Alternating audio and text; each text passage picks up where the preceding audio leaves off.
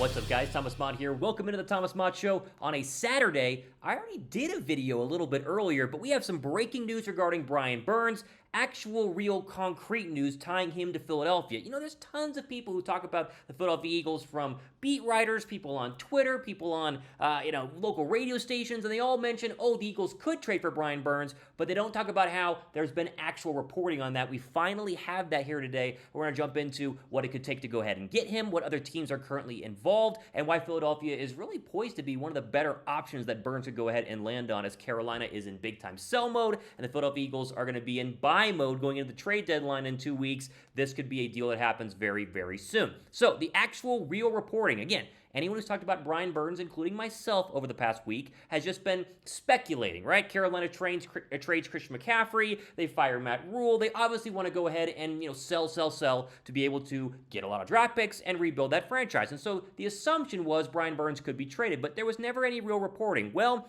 Dov Kleiman on his Twitter account officially has the first real report here on Brian Burns. You see it on your screen right now. Quote, "The Chiefs, Eagles, and Rams have called the Panthers about top pass rusher Brian Burns, according to ESPN.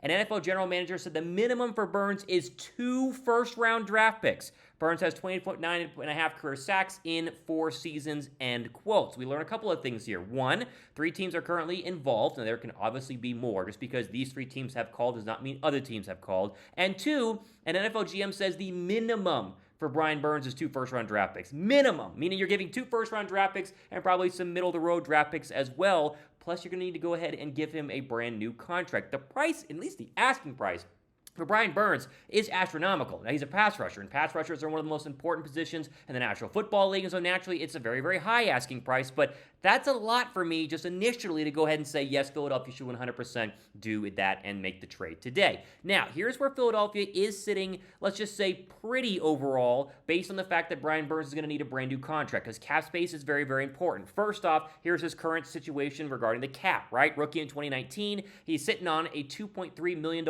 base salary this season. Carolina's paid most of that, so you wouldn't be on the hook for a lot this year. Next year is the big red flag. $16 million basically due in 2023. So if you do trade for Brian Burns, you're going to have to 100% go ahead and restructure him at some point, meaning you could pay him a little bit more this year, spread it out over the next 4 or 5 years. Not really sure how they would make it work, but you're looking at way too much money in 2023 for Philadelphia just to go ahead and make that trade right now in terms of not actually having a restructuring plan as well. Same thing went with A.J. Brown, right? You make the trade, and then you restructure that basically within the hour, and it works out just fine. Now, if you do want to go ahead and look at base salaries in terms of salary cap space right now in the National Football League, the Browns are currently leading the old ship. They have $33 million in cap space. They could make this trade if they wanted to, but Cleveland is obviously not going to. Philadelphia sits at number 2. Now, it's $9.87 million, and I know the cap is this kind of weird, voodoo doll where you can basically manipulate it as much as you want and maneuver around it. And so these are the current, salary cap openings, but things can change. But you hear the Rams and the Chiefs as the other 2 teams that need or that would be interested in trading for Brian Burns. Look how much further down they are in terms of the current free cap space. $3.5 million for the Chiefs, and then we find the Rams, they are not much better at $4.6 million. So Philadelphia, from a cap perspective, could absorb the remainder of Burns' cheap contract this year. The problem that I have is definitely next year being a big-time issue for the Philadelphia Eagles. And it's not because I wouldn't think that Brian Burns deserves a brand new contract. You got to remember, Philadelphia has a bunch of star players who are needing new contracts next year. A bevy of start with James Bradbury, right? You might have to go ahead and get Brian Burns and let go of James Bradbury after the season. And so it's something important to go ahead and think about and note, because if Philadelphia does make this deal, that means you're going to lose somebody next offseason, especially if you're paying Jalen Hurts $40+ million in his brand new contract, which is probably going to happen in the offseason. Okay, we'll take a look at what it could cost in terms of 2 first-round draft picks, possibly more here in just 1 second. First, if you guys want to go ahead and jump in on the sports betting game, I got an affiliate link right now down below in the description box with PointsBet, and they have a great promo right now. 2 free bets with their second chance promo up to $2,000. All you got to do, go down below to the description box, click my link. That's my channel's affiliate link with PointsBet. Really cool, by the way. Be in a legal state, sign up, put a deposit down, and just throw a first bet down there, and you will go ahead and, of course, get the 2 free bets up to $2,000. A really, really great opportunity and a great affiliate link for this channel. And so if you guys want to go ahead and jump in on that, again, the link is down below right now.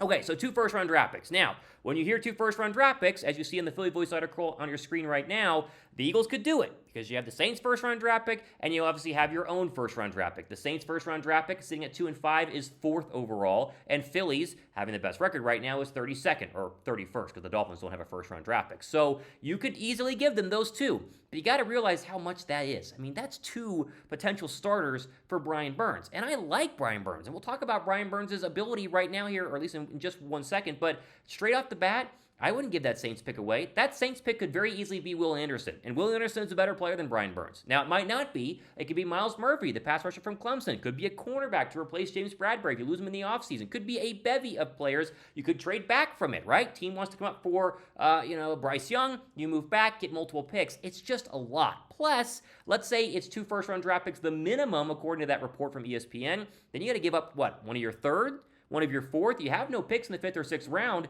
It's just a lot to go ahead and give up, guys. And I know that we want him. I know that we're all in this season. I know that he would make a big-time impact. But it's just, to me, a lot to go ahead and give up for a guy who, yes, has been good the past couple of years. Yes, who has had more than 7.5 sacks each year he's been in the National Football League. Already had 4 this year on a bad Panther team.